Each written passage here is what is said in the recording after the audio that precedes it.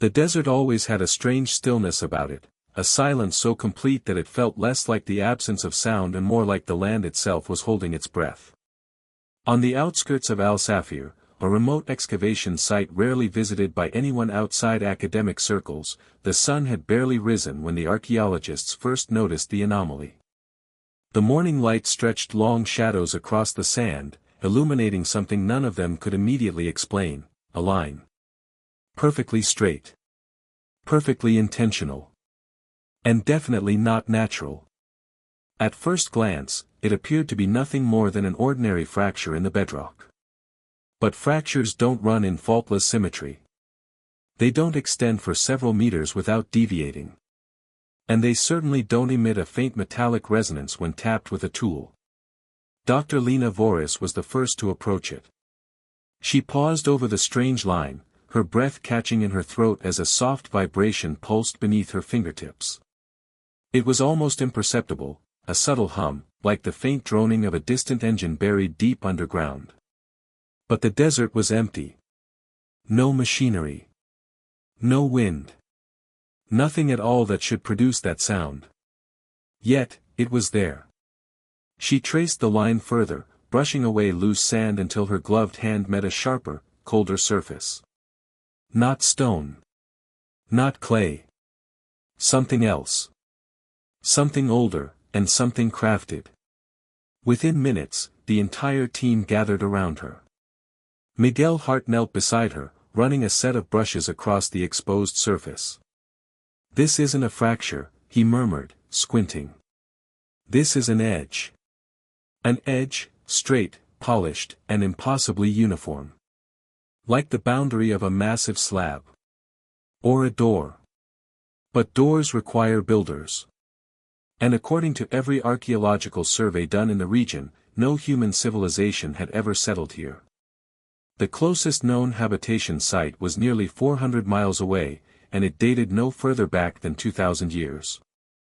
The stone beneath them, this desert bedrock, was believed to be untouched since prehistoric times. Which meant one thing: someone, or something, had been here long before any recorded history suggested life had even emerged in this region. Excitement mixed with unease as the team began clearing the area.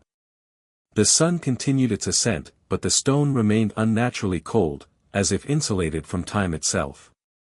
As more sand was brushed away, the outline of a rectangular slab emerged, fitted seamlessly into the earth. No hinges. No handles. No carvings. Just a perfect geometric form that shouldn't exist. The desert wind picked up, swirling a thin veil of dust over the excavation. For a moment, the slab shimmered under the shifting light, creating the illusion that the surface was almost moving. Dr. Lena blinked hard. Exhaustion, she told herself. Heat hallucinations. Yet something deep inside her, instinct or warning, insisted otherwise. When they finally pried the slab loose using hydraulic tools, the ground beneath them trembled ever so slightly, like a massive, ancient mechanism had just been awakened after centuries of slumber. A hollow thud echoed through the air. A chamber. A stone chamber buried beneath the sands. As the team descended slowly into the darkness below, flashlights revealed smooth walls carved with impossible precision. No chisel marks. No erosion patterns. The architecture looked less built and more engineered. By whom? And how? Tools capable of shaping stone at this level shouldn't have existed for at least 10,000 more years than the chamber's probable age. At the far end of the chamber, just where the natural light faded into pure blackness, something shimmered on the wall. A symbol.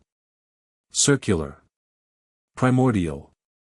Almost pulsating, as though reflecting the beams of their flashlights in patterns that defied logic. Sarah, the youngest of the team, stepped closer. "I've seen symbols like this in mythological texts," she whispered. "But never this exact one.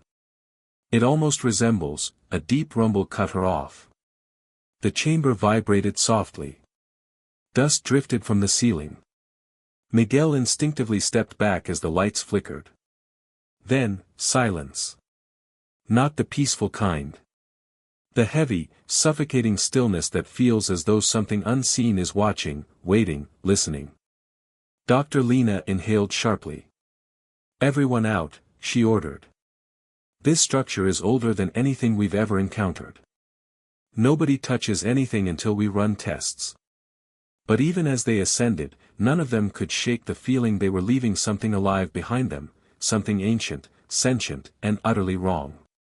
The final camera shot of this section would slowly zoom toward that circular symbol on the wall, lingering just long enough for viewers to sense its eerie familiarity, then fade to black as a single, chilling line appears, a symbol that predates human civilization.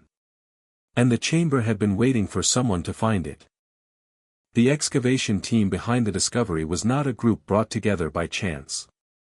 Each of them had arrived at Al Safir with a different past, a different wound, and a different ambition that now converged around the impossible chamber they had unearthed. And although they were professionals, calculated, rational, grounded in science, none of them were prepared for what the desert was about to take from them. Dr. Lena Voris, the expedition lead, had been in archaeology long enough to understand that history rarely cooperates with human expectations. Yet even she could not escape the ghosts of her past. Before Al Safir, she had led a dig in northern Anatolia that collapsed unexpectedly, killing a young assistant named Edric. Although the accident was ruled unavoidable, Lena never forgave herself. She carried the weight of his death everywhere she went, hidden behind her calm demeanor, her sharp intelligence, and her relentless dedication to the truth. Every new excavation was a chance to redeem herself, to prove that she could uncover the past without destroying the future. But deep inside, Lena feared that some histories fought back. Miguel Hart, her second-in-command, was the kind of academic who spoke in precise sentences and trusted equations more than people. His colleagues admired him, but they didn't truly know him. Miguel had built his entire career on debunking pseudo-archaeological claims, Atlantis, lost civilizations, ancient alien theories. His reputation relied on logic and consistency. Anything that hinted at the impossible was an enemy to his worldview. And that was exactly why the chamber terrified him. Even moments after the discovery, Miguel remained unusually quiet, as if some part of him sensed that this find could unravel everything he had spent his life protecting, his credibility, his certainty, his identity as a man of concrete truths. Then there was Sarah Malik, the young intern whose curiosity burned bright enough to silence her fear. Barely 22, she joined the team fresh out of university and carried with her the naive belief that every discovery was a doorway into wonder. She kept a diary, one she wrote in every night, filling its pages with sketches of artifacts, fragmented translations, and observations about the team. To her, archaeology wasn't just a science, it was a story waiting to be told. But unlike the others, Sarah had a strange sensitivity to places like this. She felt things before she understood them. When she first stood at the edge of the chamber, she froze, not in awe, but in something she couldn't explain. A pressure in the air. A heaviness that wrapped around her ribs. Tom Reyes, the quiet geologist, preferred rocks to people and rarely spoke unless his words served a purpose. He had joined the team to examine soil patterns but soon found himself drawn to the unnatural precision of the chamber walls. "This stone doesn't belong here," he murmured on the first day, running his palm across the polished surface. "It's not from this region. It's not even common to this continent." No one knew how seriously to take him. Tom was brilliant, but he often drifted into his world of minerals and formations, seeing secrets in structures that others ignored. Still, something in his tone made Lena uneasy, like he wasn't analyzing the stone, but recognizing it. And finally, there was Rowan Eldridge, the documentary filmmaker hired to record the excavation. More of an observer than a participant, Rowan kept his camera rolling through everything: arguments, breakthroughs, long nights, and quiet moments of doubt. He believed that the truth, whatever it was, didn't need to be dramatized. His job was to capture reality. But even he sensed that Al Safir wasn't like other sites. His footage from the first day recorded faint echoes deep within the chamber long before anyone had entered it.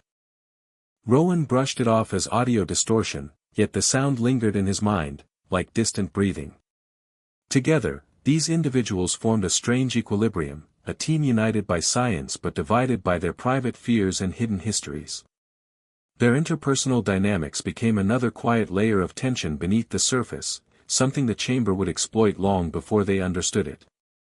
On the evening after their initial descent, the team gathered around a campfire, each lost in their own thoughts. The desert night was cold, far colder than it should have been for that season.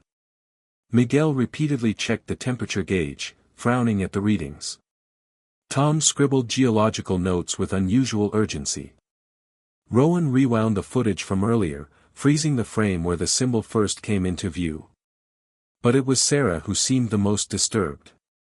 She sat apart from the others, her knees pulled to her chest, staring into the darkness beyond the flickering firelight.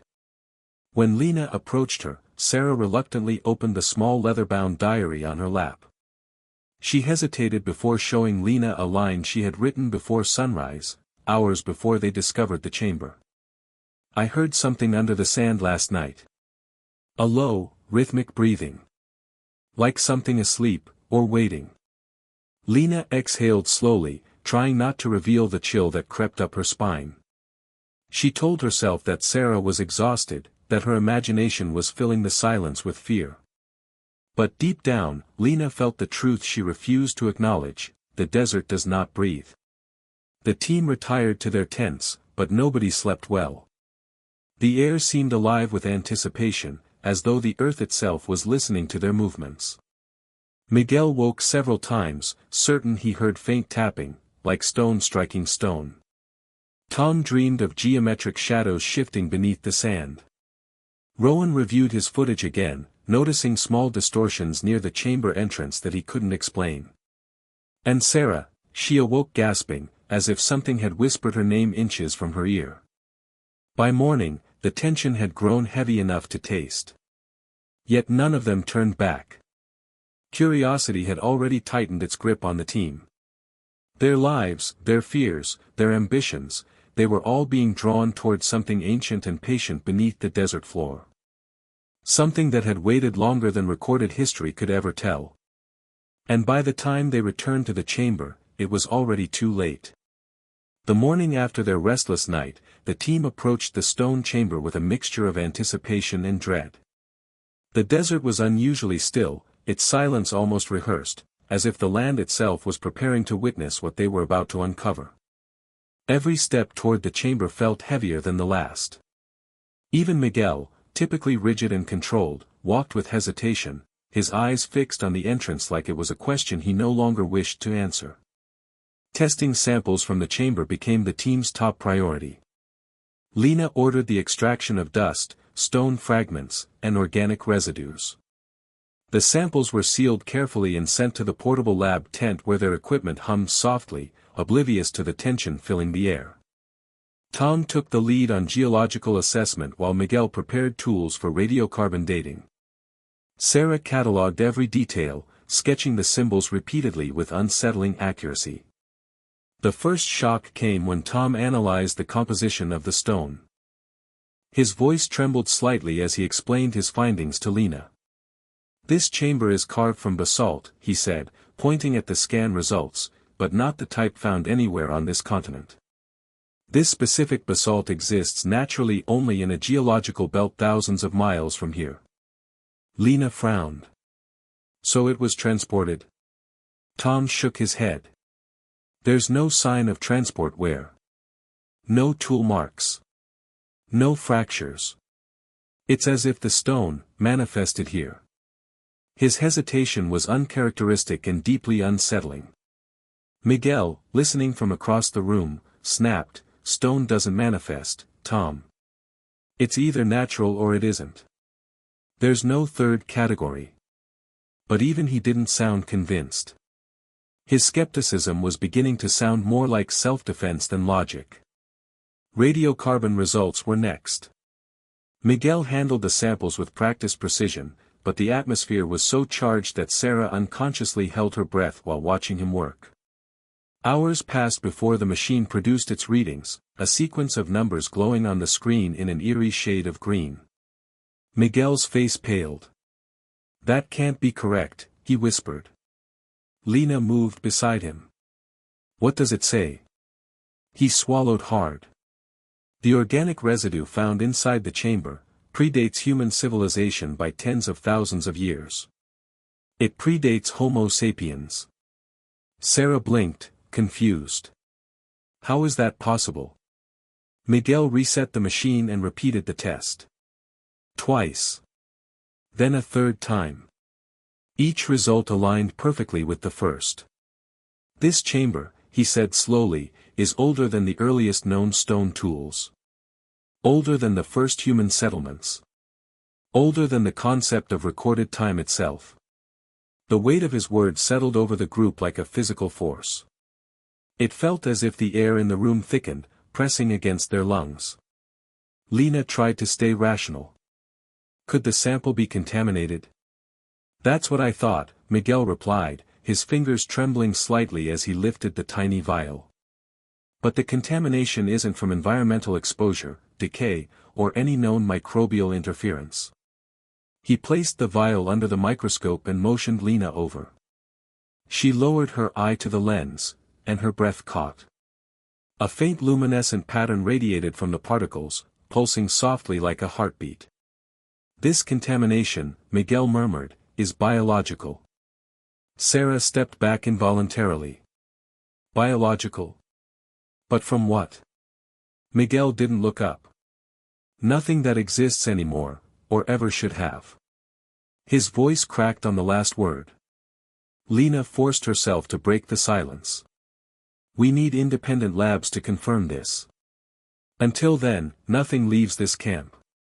But the team already sensed that no outside lab would change the truth.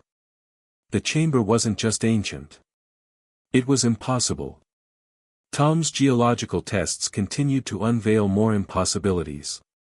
The isotopic signatures in the stone suggested exposure to extreme heat, far beyond volcanic temperatures, yet its surface remained perfectly intact.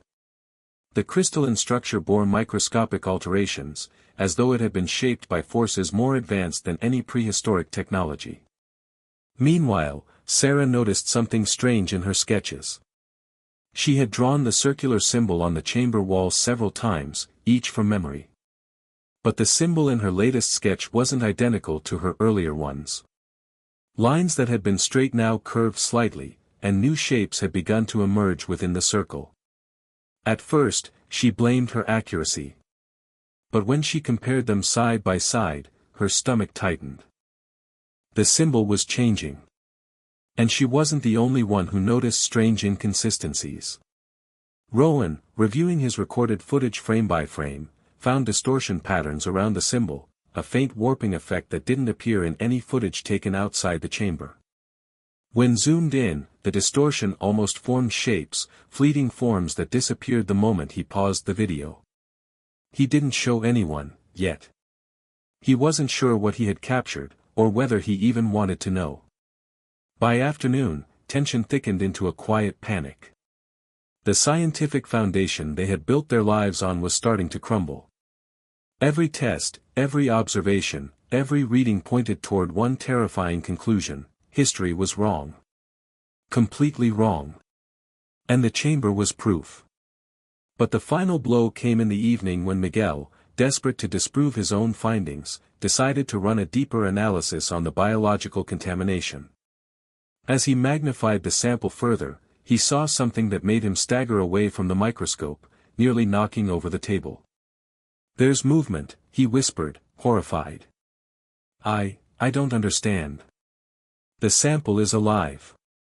Lena rushed over. "Alive? That's impossible. The chamber must be tens of thousands, it doesn't matter how old it is," Miguel said, his voice breaking. "Something in there hasn't died." A cold wave swept through the tent. Sarah pressed a hand to her chest, trembling. Tom looked at the ground as if searching for solid reality beneath his feet. Rowan's camera continued to record silently in the corner, capturing every expression of fear as the team stood in the dim glow of the lab lights, facing the magnitude of what they had awakened. Whatever was inside that chamber had survived beyond time itself. And the biological sample was only the first warning. By nightfall, the team realized something else, something they hadn't noticed earlier. The faint hum beneath the sand, the breathing-like resonance in the chamber walls. Both had grown louder. Almost as if the chamber had sensed it was being studied. And it had started responding. Stepping into the chamber for the second time felt entirely different from the first. The excitement of discovery had been replaced with a tension that clung to the air like humidity before a storm. Even the temperature seemed wrong. Despite the desert heat outside, the chamber's interior was unnervingly cold, cold in a way that didn't feel natural, almost clinical, as if the stone walls were absorbing warmth from anyone who entered. Every breath the team exhaled floated like a faint mist before fading into the dimness. Lena led the group, her flashlight sweeping across the smooth surfaces that descended deeper than any of them originally realized. With each cautious step, the beam of light revealed an architecture that defied both history and logic. Every wall curved with a precision that suggested mathematical planning far beyond what any ancient civilization was believed to possess. There were no imperfections, no cracks, no signs of erosion, just flawless geometry stretching into the shadows. The deeper they walked, the more the space seemed to distort subtly. Distances felt inconsistent. Steps that should have echoed didn't. Even their voices, whispers, instructions, cautious questions, seemed to dissolve before reaching the chamber's far corners. Rowan lifted his camera, but the footage flickered as though struggling to process the darkness. Symbols appeared the further they descended, carved into the walls with a level of craftsmanship too delicate to be done by primitive tools. Each symbol seemed to shift depending on the angle from which they viewed it, almost as if the carvings were reacting to their presence. Interlocking spirals, elongated figures, and geometric patterns not found in any known culture covered the stone in stories that no one alive could decipher. Sarah traced one of the spirals gently, her fingers hovering just above the surface. She didn't dare touch it. "They look almost alive," she murmured. "Like they're meant to move." Miguel stiffened. "Symbols don't move." His tone was sharp, but it lacked conviction. Tom stepped closer to inspect the nearest carving, shining his headlamp at an oval-shaped etching filled with fine cross-hatched lines. "This isn't normal erosion. It's almost like the grooves were melted into place, but there's no heat damage. No discoloration. These markings are too clean. And too deliberate," Lena added. A low hum reverberated through the chamber again, slightly stronger than the previous day. It vibrated through their bones instead of through the floor, resonating somewhere deep inside their chests. Miguel turned quickly, pointing his flashlight into the darkness behind them. "Did you hear that?" Everyone had. But none of them admitted it out loud. They reached what appeared to be the chamber's heart, a circular room that expanded widely before tapering into an alcove carved into the farthest wall. The room felt unnaturally symmetrical, as though designed with a level of intention that bordered on ritualistic. The walls shimmered faintly, reflecting their lights in patterns that didn't match the movement of their equipment. Rowan lifted his camera again. The lens flickered, distorted, then stabilized. "What was that?" Tom asked. "Static?" Rowan muttered, but it didn't sound like an answer he believed. At the center of the circular chamber lay something none of them expected, a recess in the stone floor, perfectly shaped, with edges that looked freshly cut despite its ancient origins. Symbols covered its perimeter, some matching the ones on the walls, others newly seen. These carvings seemed to depict a procession of figures, tall, elongated beings, their forms stylized but unmistakably humanoid. Yet their proportions weren't human. Too tall. Too narrow. Too distorted. Sarah's breath caught. "These aren't myths. These are records." This chamber was documenting something. Miguel resisted the idea. "We don't know that." Ancient cultures use stylized figures all the time. Not this ancient, Lena countered quietly. The farther they examined, the stronger the hum grew. It seemed almost rhythmic now, vibrating in pulses, like a slow heartbeat resonating from the stone itself. The sound pushed Rowan to check his audio meters. They spiked randomly, then dropped to zero, picking up frequencies the human ear couldn't detect. Sarah was the first to notice what lay at the end of the alcove. She approached it slowly, her light revealing a carved panel unlike anything else in the chamber. It was darker, smoother, and embedded so seamlessly into the wall that it appeared to be part of the stone. But as Sarah drew closer, a faint line appeared down its center, a line that wasn't there when they first entered. "It looks like a door," she whispered. "No," Miguel corrected firmly. "Doors need mechanisms. Hinges. Anything." "There doesn't need to be a hinge," Tom said quietly. "Not if this chamber wasn't built with the technology we understand." Before Miguel could retort, something happened. The panel vibrated. Just once. A quick shudder, like something behind it stirred. Sarah stumbled back. Rowan lowered his camera, startled. Lena lifted her flashlight, its beam trembling in her grip. The panel remained still, but the line at its center now appeared deeper, more pronounced, almost inviting. The hum intensified. Suddenly, airflow shifted, cold, sharp, unnatural. Their flashlights flickered simultaneously. On the chamber floor, a small amount of dust rose and swirled in a circular motion before settling again in a pattern that mirrored the carvings. The panel moved again. This time, a subtle grinding sound echoed through the chamber, like ancient stone being pushed for the first time in thousands of years. The team froze. It didn't open fully, just enough to reveal a narrow gap. Enough to see a sliver of darkness so absolute it felt like it absorbed their light instead of reflecting it. Lena exhaled shakily. "Step back." Everyone stepped back now. But Rowan's camera had already captured it, a faint glimmer inside the gap. Something metallic. Something shaped. Something waiting.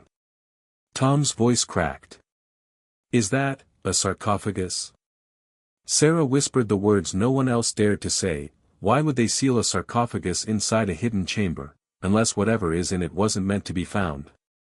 The panel shifted one final time, clicking into a slightly wider opening before stopping abruptly, as if restrained by some mechanism they couldn't yet see. The darkness behind it loomed, impenetrable and ominous. The chamber hummed again, this time with a pattern unmistakable in rhythm. A pulse. A heartbeat. Then everything fell silent.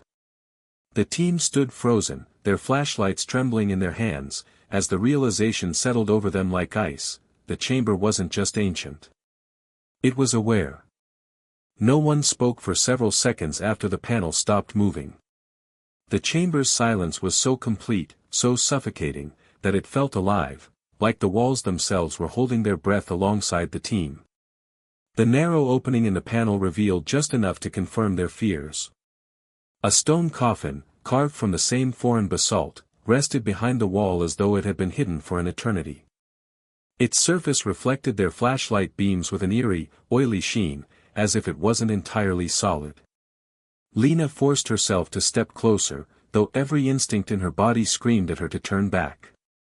The sarcophagus was unlike anything she'd ever seen, not Egyptian, not Sumerian, not belonging to any catalogued ancient culture. The coffin's lid was engraved with complex geometric shapes, sharp angles intersecting with spirals, creating a pattern that shifted under the light. No matter where she stood, the carvings seemed to rearrange themselves, forming new alignments, new symbols, new meanings. Tom examined the edge of the panel that had opened. "This mechanism shouldn't work," he murmured. "There's no pressure plate, no hinge, no lever system. The stone shouldn't be able to move like this without fracturing." "It didn't move," Sarah whispered. "It responded." Miguel shot her a warning look, but even he didn't argue. His breathing had become shallow and uneven. Every detail of this site contradicted science, but the sarcophagus, this impossible, sealed coffin, was the first thing that made him genuinely afraid. Rowan lifted his camera again, filming the intricate carvings on the sarcophagus. The lens trembled slightly in his hands, not from instability but from interference. The closer he moved toward the coffin, the more the footage distorted, lines bending, static flashing, audio warping like metal dragged across stone. "Something's interfering with the camera," Rowan muttered. "It's like electromagnetic distortion, but stronger than anything a stone structure should produce." "Nothing in this chamber should produce that kind of field," Tom added. "Unless," he stopped himself. "Unless what?" "Unless the coffin wasn't simply a burial container. Unless whatever was inside wasn't entirely dead." Lena traced the carvings lightly with her gloved hand, careful not to make direct contact. The air above the lid felt unnaturally cool, almost refrigerant in nature. She leaned closer, noticing a distinct line running down the center of the sarcophagus, a seam. Not a decorative component. A functional one. "This wasn't meant to be a permanent tomb," Lena said slowly. "This was designed to open." Sarah shivered. "Then why seal it so deeply underground? Why bury it behind a hidden wall?" The chamber hummed again. This time, the resonance came not from the walls but from the sarcophagus itself. A vibration so subtle it was almost imagined, until Rowan's camera picked it up clearly, the audio meter spiking sharply. "There it is again," Rowan whispered. Miguel's face tightened. "We should leave. Right now." But Lena shook her head. "Not until we document everything." Miguel exhaled shakily. "Lena, listen to yourself. We found a biological contaminant in the samples. Something alive. If this coffin is producing energy, it's been sealed for thousands of years," Lena insisted. "We don't know what's inside." Sarah stepped forward impulsively, pointing to an inscription near the base of the coffin. "These symbols, they repeat.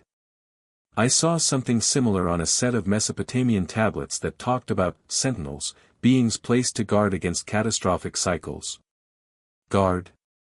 Tom asked. "Guard what?" Sarah's voice wavered. "Not guard something. Guard us. From something else." Miguel scoffed, but fear filled his eyes. "You're suggesting this is, what? A prisoner?" Sarah didn't answer. She didn't have to. The idea hung in the air, heavy and terrifying. Lena knelt, studying the symbols more closely. "These carvings, this isn't language. It's a warning system. The spirals indicate confinement. The angled lines represent cycles, endings and beginnings. And these figures here," she traced a long, thin humanoid form engraved into the stone. "They look like watchers." Tom swallowed hard. "Watchers of what?" A sudden crack echoed through the chamber. A thin, jagged fracture began to form along the lid of the sarcophagus, right along the seam Lena had identified. It was faint, hairline, but unmistakable. Dust lifted into the air. A soft exhale of cold vapor seeped from the crack, curling through the beam of Lena's flashlight like smoke. Sarah stumbled backward. Miguel cursed under his breath. Rowan froze the camera on the crack, focusing intently even as his hands trembled. "No," Lena whispered. "No, no. This can't be happening on its own." Tom stepped closer, ignoring every instinct telling him to run. "There's pressure inside. Something's expanding. Or waking," Sarah said faintly. Lena turned sharply. "Don't say that." But the truth was staring at them, moving subtly beneath the stone. The fracture widened, the faint rasp of shifting material echoing softly. The temperature dropped another degree. Rowan's camera glitched again, freezing on a distorted frame of the sarcophagus before correcting itself. Miguel took several steps back. "We need to seal the panel. Now." Get away from it. We don't even know how it opened, Lena replied. We can't close what we don't understand. But something else caught Sarah's attention.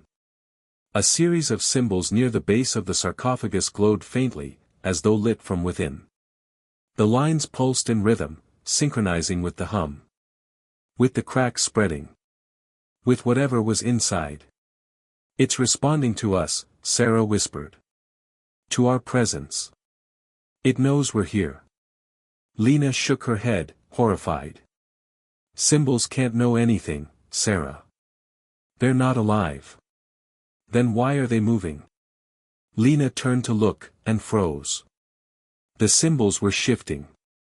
Not in the illusionary way they had earlier. These lines were physically rearranging themselves, gradually realigning into shapes that hadn't been there moments before. Defensive symbols dissolved. New ones formed, symbols Lena had never seen, ones that seemed jagged, frantic, almost desperate. A language not of warning. But of fear. The sarcophagus cracked again, louder this time, the fracture racing across the lid like lightning.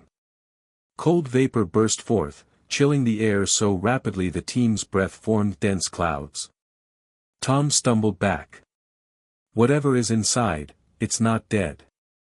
The chamber answered with a deep rumble that made dust fall from the ceiling. The hum intensified into a harsh vibration. Rowan's footage warped completely for a full second, showing a silhouette, or maybe a trick of the light, beneath the lid. Miguel turned and bolted for the entrance. I'm not staying for this. But Lena remained frozen, staring at the sarcophagus with a combination of awe and terror. We don't open it, she said. No matter what. Nobody touches it. It's opening itself, Tom whispered. The lid shifted, just slightly, a fraction of an inch, but enough for Lena to see a sliver of darkness leaking through. Not just shadow, something thicker, something with texture, like smoke and liquid combined. Something alive. Something ancient beyond comprehension. Sarah's hand flew to her mouth as she realized the final truth. It wasn't buried to protect it. Lena turned slowly. What do you mean? It was buried, Sarah said, voice trembling, to protect us from whatever's inside. And as the lid lifted another millimeter with a low, groaning sound, one thing became terrifyingly clear: whatever had been sealed inside that sarcophagus had waited patiently for thousands of years, and now, it was waking up. The sarcophagus didn't open any further that night, but the crack alone was enough to send tremors of panic through the camp. Lena ordered everyone out of the chamber, and they sealed the entrance as best as they could, though all of them knew it was a meaningless gesture. Whatever force had opened the hidden panel wasn't something a few metal bars could contain. Still, leaving the chamber felt like stepping away from something alive and watching you disappear behind a closing door. By morning, their fears were no longer contained to the excavation site. A military convoy arrived without warning, a swarm of matte black vehicles kicking up clouds of sand as they rolled in. Soldiers stepped out quickly, forming a perimeter around the site with clinical precision. A man in an unmarked uniform approached Lena, offering no greeting, no name, just a curt instruction: no further excavation. No further testing. This site is now under federal jurisdiction. Lena stiffened. On what grounds? The man didn't blink. You've uncovered an artifact of strategic interest. Your team will be debriefed, and all data will be confiscated. Miguel looked relieved, almost grateful, that someone with authority was taking control. But the rest of the team exchanged uneasy glances. Rowan instinctively reached for his camera before two soldiers stepped forward, hands poised on their weapons. No recordings, one said. Rowan slowly lowered the camera. Sarah stepped beside Lena. We need to continue our analysis.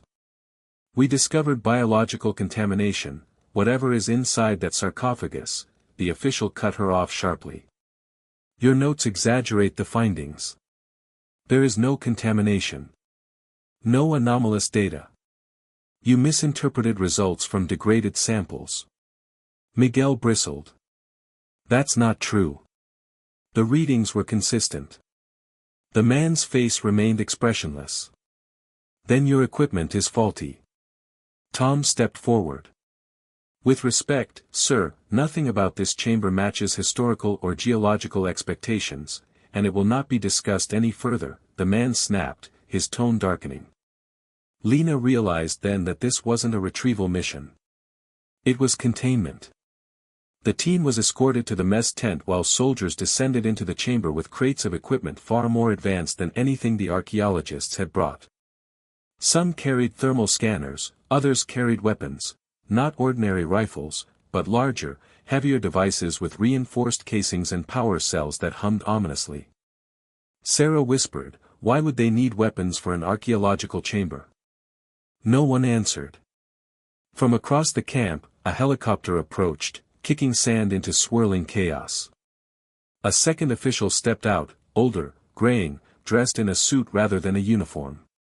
He carried a briefcase and moved with a quiet authority Lena instantly recognized, someone used to burying truths. Inside the tent, he addressed them. "I'm Director Halden. You are to halt all research immediately. This site falls under classified jurisdiction. Everything you've discovered, everything you think you've discovered, is to remain here." Lena clenched her jaw. "We deserve to know what's happening." Halden studied her calmly.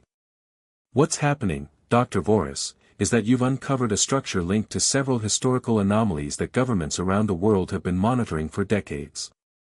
Sarah's eyes widened. "There are others?" Halden's silence was answer enough. Rowan leaned forward.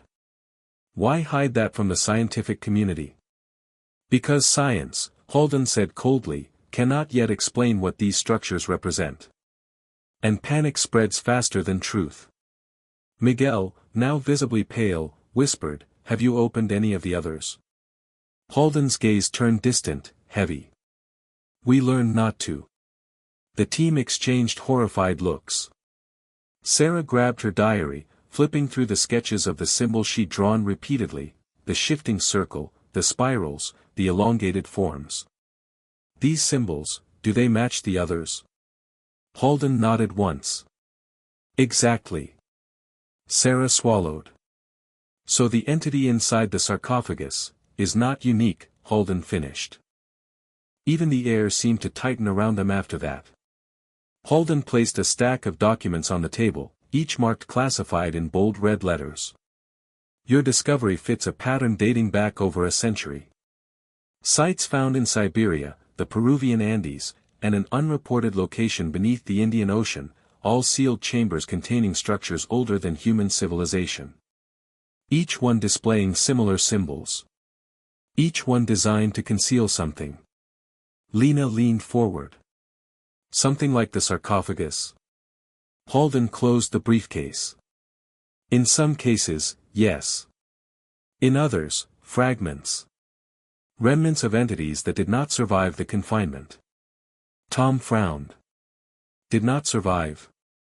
Miguel whispered, "Or didn't complete awakening." Halden didn't confirm or deny it. Sarah felt cold. "So these aren't burial chambers?" "No," Halden replied. "They are containment sites. Prison cells built by predecessors." "Predecessors?" Rowan repeated. "Are you suggesting there was an advanced civilization predating humans?" Halden didn't blink. "We don't suggest. We know." Shock rippled through the group. Tom's voice tremored. "How advanced?" Halden exhaled deeply. "Advanced enough to manipulate matter in ways we cannot replicate. Advanced enough to engineer materials that time cannot erode. Advanced enough to imprison entities that do not age." Lena felt the weight of his words hammering through her chest. She had dedicated her life to uncovering the truth of human origins, but nothing, prepared her for this. Halden continued, "Every attempt to investigate these sites has resulted in incidents. Teams disappearing. Equipment malfunctioning. And in one case, a containment breach." Sarah felt her heartbeat spike. What happened when it breached? Halden's expression darkened. A village vanished. The tent filled with silence so thick it felt suffocating. Now, Halden said, straightening, you will surrender your notes, samples, and recordings. You will sign non-disclosure agreements. And you will return home. Miguel nodded eagerly. That's the right decision. But Sarah shook her head slowly. Home. And live with the knowledge that something ancient and dangerous is waking under the desert. That humanity isn't the first civilization, or even the dominant one. Lena gripped the table. Director, has the sarcophagus ever opened at other sites? Halden hesitated. And in that tiny pause, everyone understood the truth. Sarah stepped closer. You're afraid of what's inside, aren't you?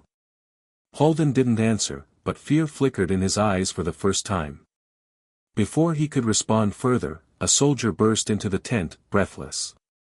Sir, you need to come see this. Halden hurried out, and the team followed despite the soldier's attempts to stop them. When they reached the chamber entrance, everything unfolded at once. Soldiers were rushing up the ramp, shouting orders, while a deafening alarm echoed from deep inside the structure. A blast of cold air surged out from the darkness. Rowan raised his camera instinctively, capturing the chaos as Halden barked commands. Seal it. Do you hear me? Seal the chamber now. But it was too late. From somewhere inside, past the hidden panel, past the stone walls, came a sound no human throat could produce. A hollow, resonant note, like a voice awakening from a dream too long and too dark to comprehend. The sarcophagus was opening. And whatever lay inside was no longer content to sleep. Night fell heavily over the Al-Safir desert, but darkness did not bring stillness.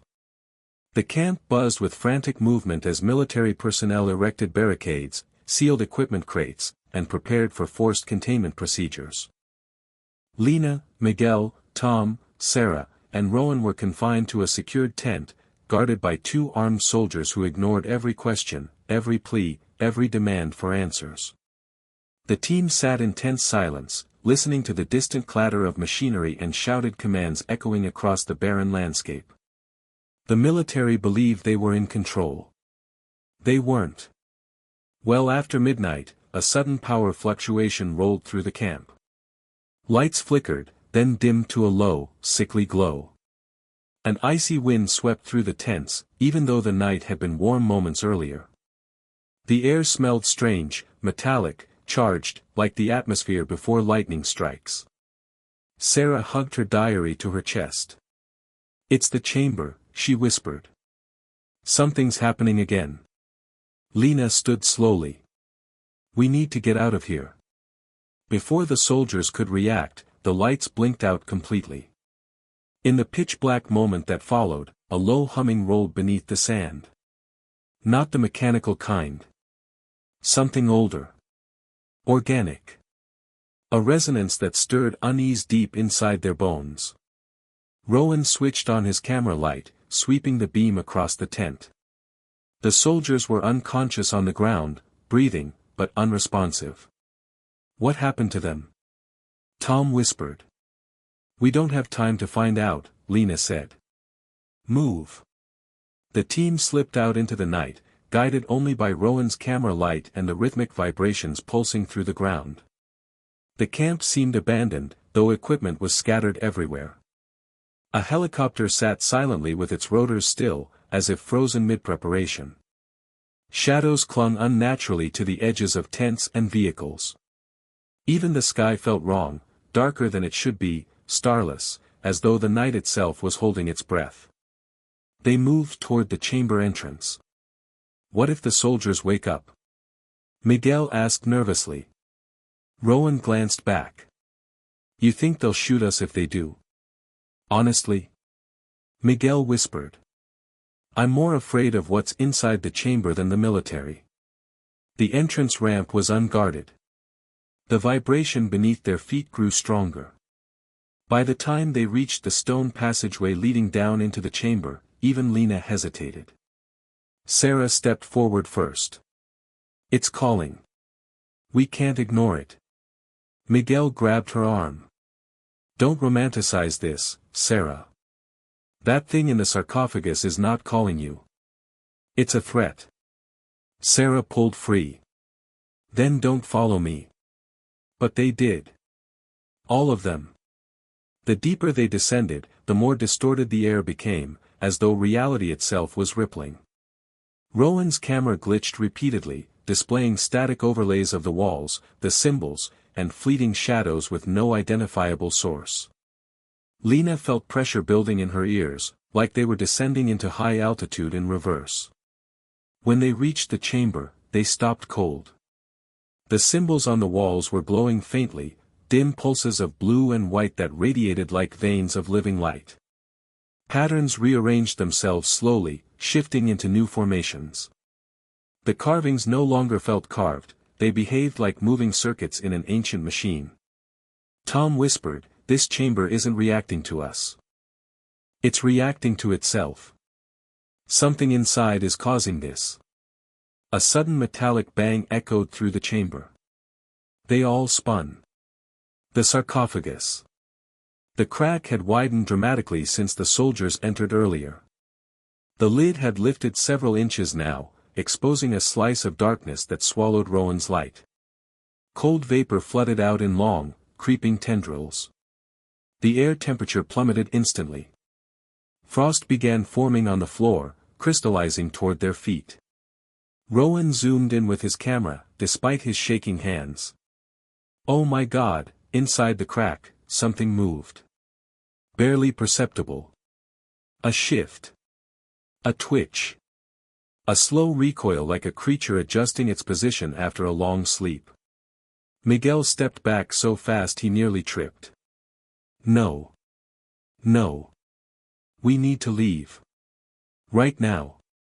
This is not human, Lena. This is not a relic. This is, his voice choked off as the chamber lights pulsed in sync with the movement inside the sarcophagus. Sarah stepped closer, mesmerized. It's aware. It senses us. Stop. Lena grabbed her, pulling her back. Do not go near it. But Sarah's eyes were locked on the symbols above the sarcophagus, symbols now arranging into something resembling a message. She raised her diary, flipping to a page where she had sketched the carvings earlier. They're different, she said. They weren't in this order before. Tom examined them. It looks like alignment markers. Like someone, or something, reprogrammed them. Miguel whispered, reprogrammed? You think this place is a machine?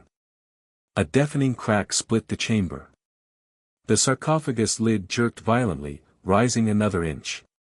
More vapor burst out, swirling around them like spectral fog. For a moment, Rowan's camera captured a shape, a silhouette pressed against the inside of the lid. Long, thin. Humanoid. But distorted. Sarah gasped. It's trying to get out. Miguel shook his head in terror. We're letting it out just by being here. We're feeding it with attention. With energy. With proximity. Lena felt a sharp ache behind her eyes, a pressure that pulsed in time with the vibrations. Something about the chamber was interfering with their senses, prying into their thoughts, probing their memories. She gripped her head, inhaling sharply. We need to find Sarah, Rowan suddenly said. Lena blinked. Sarah's right, but Sarah was gone. Her diary lay on the floor, pages rustling in the frigid air. Tom froze. She was just next to us. Rowan swung his camera frantically. Sarah. Sarah. Miguel whispered, horrified, she didn't go near the sarcophagus, did she? Before Lena could answer, a whisper echoed through the chamber. Soft. Familiar. Sarah, the voice came from inside the sarcophagus. Rowan dropped his camera with a gasp. Miguel stumbled backward, nearly slipping on the frost. Tom clutched Lena's arm, his eyes wide with disbelief. That wasn't an echo, Tom said. That wasn't the chamber. That was a voice. It said her name. Lena felt her heart pounding in her skull. No, that's not possible. But the chamber hummed again, a deep, resonant pulse, and this time, the lid lifted another millimeter on its own. Inside, something shifted again. A shape unfurling. A hand-like appendage sliding across the interior surface. Not dead. Not dormant. Awakening. Rowan grabbed the camera, his voice trembling. We have to find Sarah now. Miguel whispered, as though afraid the entity might hear, if she's in there, she's already gone. The chamber pulsed with a final, thunderous vibration, knocking loose dust from the ceiling. And then the sarcophagus spoke again. Sarah, come back. A human voice couldn't sound like that, fragmented, layered, echoing as though spoken from multiple mouths in unison. The team stared in frozen terror, realizing the truth. Sarah wasn't the one calling out. Something inside the sarcophagus was calling to her. The moment Sarah vanished, the chamber seemed to shift around them, subtle, but undeniable. The walls pulsed again with faint lines of luminous patterns, as though alive, as though breathing. Lena forced herself to steady her voice even as panic clawed at her throat. We need to retrace our steps. She couldn't have gone far. But Rowan shook his head as he replayed the footage trembling in his camera screen. She didn't walk away. She faded, like the light bent around her, and then she was gone. His voice cracked. People don't just disappear, Lena. Miguel backed into the wall, trembling. This is not normal. This is not scientific. Whatever built this chamber didn't follow natural laws. Tom rubbed shaking hands through his hair. We have to understand the chamber's purpose. That's the only way to know what happened to Sarah. Lena didn't want to admit it, but he was right. The chamber wasn't just reacting randomly. Everything it had done so far, the rearranging symbols, the shifting walls, the distortions, felt intentional. Like a system waking up. A sequence activating. She stepped closer to the walls again, ignoring the electric sting she felt when her flashlight swept over the glowing carvings. The symbols looked different now, sharper, clearer, as if revealing a new layer of themselves. The spirals formed constellations. Lines intersected to form diagrams. Ancient figures walked across the stone in silent procession, telling a story long buried. Lena whispered, these markings. They're a chronological sequence. Tom nodded slowly. Not just a story. A timeline. Rowan moved closer, carefully filming each panel of carvings. As the camera focused, the symbols became more coherent, almost like the chamber itself wanted to be understood. The first sequence depicted elongated humanoid figures, tall, slender, with distorted proportions. Their forms were stylized but unmistakably deliberate, shown standing over mountains, rivers, and oceans. They weren't gods. They weren't animals. They were architects. Creators of something vast. Miguel swallowed hard. Are we looking at a depiction of the civilization Director Holden mentioned? The second sequence showed these beings manipulating geometric constructs, cubes, spirals, intersecting planes, reshaping landscapes with tools that emitted rays or energy. They carved chambers, built structures deep within the earth, and sealed entities inside them. Lena stepped back, stunned. They weren't worshipping these beings. These are not deities. These are builders. And the sarcophagus, Tom whispered, was one of their creations. The third sequence grew darker. The figures were shown battling something, massive shapes, shadowy and chaotic. The carvings were fragmented, jagged, as if etched in panic. The entities they fought did not resemble animals or humans. They were swirling, amorphous, monstrous forms with limbs of smoke and claws of shadow. Rowan zoomed in. These things, are they the prisoners? It fits, Tom replied. These beings, whoever they were, captured something. Something powerful. Something dangerous enough to seal under stone and symbols. Lena studied the next panel. The elongated beings were now building multiple chambers around the world, constructs identical to the one they stood in now. Each chamber looked like a node in a vast network, connected through intricate lines carved across the stone. Energy, depicted as flowing currents, linked every chamber to the next. "It's a containment grid," Lena whispered. Miguel shook his head. "No. That's impossible." Think about it," she said sharply. "Director Halden told us there are other chambers. Chambers with the same symbols. The same architecture. The same impossible materials. They weren't random. They were connected. Coordinated. A global effort." Tom added, "Or maybe not global. Maybe something even older. Before continents looked like they do now." The next carving made them all fall silent. The elongated beings were shown dying. Not violently. Not dramatically. Simply, fading. Their forms crumbled like dust. Their towering structures collapsed. Their tools fell silent. The chambers darkened. Their civilization ended without explanation, leaving only the sealed sarcophagi behind, prisons entrusted to time and earth. But it was the final sequence that chilled Lena the most. Because it depicted something waking. A crack in a sarcophagus. A tendril of darkness escaping. And then, a human. A carving unmistakably human, despite the primitive art style. Rowan leaned in close. "That can't be right.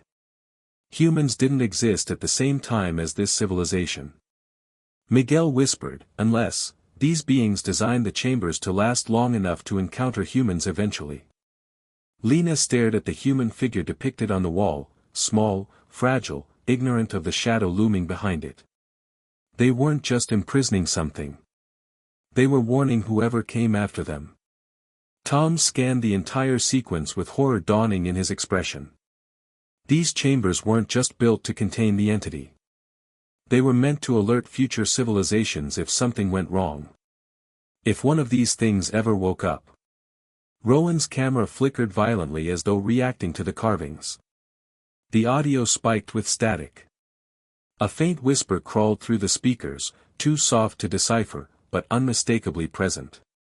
They all froze. "Tell me you heard that," Tom whispered. Lena nodded slowly, her pulse hammering. "The chamber is communicating." Miguel snapped. "We need to get out." But Rowan shook his head. "No. Look." The final panel on the wall glowed faintly, revealing a new symbol, one they had not seen before. A perfect circle with 3 intersecting lines, forming something like a map. Lena narrowed her eyes. "What is that?" Tom asked. "It's a location marker," Lena said, voice trembling. "This symbol, these 3 lines, point to geographical coordinates. The ones used in ancient navigation systems." Miguel's face paled. "You mean there are more chambers not yet found?" Lena nodded. "And the pattern suggests one more chamber is active." Tom murmured, meaning one more sarcophagus might be opening. Rowan captured every detail, barely able to hold the camera steady. The chamber walls pulsed again, brighter this time. The symbols rearranged themselves, aligning with the glowing location marker. Sarah's voice echoed faintly again. A whisper carried on cold air. "Lena, all of them froze." "That was Sarah," Rowan whispered. "I know her voice." But the whisper didn't sound like it came from anywhere in the chamber. It sounded like it came from within the walls themselves. Or worse, from within the sarcophagus. The chamber lights pulsed again, faster now. The vibration beneath their feet intensified. Dust cascaded from the ceiling. Something deep underground, something massive, was shifting. Lena realized the truth with paralyzing certainty. The entity, it's using her. Miguel staggered back. Using her how? The carvings, Lena whispered. Humans appear only at the end of the timeline. That means these beings either predicted our arrival, or they planned for it. Maybe the entity wasn't meant to escape. Maybe it was meant to merge with whoever opened the chamber. Tom whispered, or replace them. A rumble shook the chamber. The sarcophagus cracked open another inch. A hand, blackened, skeletal, impossibly long, curled around the edge from inside. Rowan screamed. Miguel stumbled backward. Tom froze, eyes wide. Lena whispered the only word she could form. Run. The first thing they felt was the sound, if sound could be called a feeling. A deep, resonant vibration pulsed through the chamber, shaking frost from the walls and sending dust spiraling into the freezing air. It wasn't a noise exactly. More like a pressure wave that settled behind their eyes and down their spines, rooting them in a terror older than language itself. The sarcophagus lid shifted again, this time with a grinding echo that reverberated through the entire structure. The stone, meant to endure millennia, began to splinter along its edges as though resisting the force pushing from beneath. Something inside strained against confinement. Something patient no longer willing to sleep. Lena grabbed Rowan and Tom, shoving them backward.